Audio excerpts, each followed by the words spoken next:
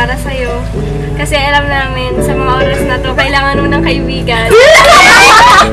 Hindi, pero kasi talaga si Bianca na talaga, nakaisip neto. Kasi alam siya na sinama lang nila ako. Ay, sino yung pinagsasalita ko? Oh my gosh. Wala. So sana okay ka na. So, Alam namin nilibre mo kami bukas. at saka sana ma-board ka para libre mo kami. Budol fight, tapos pizza na rin. Pwede na rin. Okay na sana. Dalhin mo na kami sa ano. Ay, huwag na umiyak ka. Kape na. Sige na.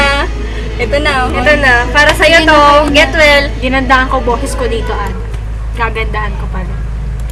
Go. Minsan.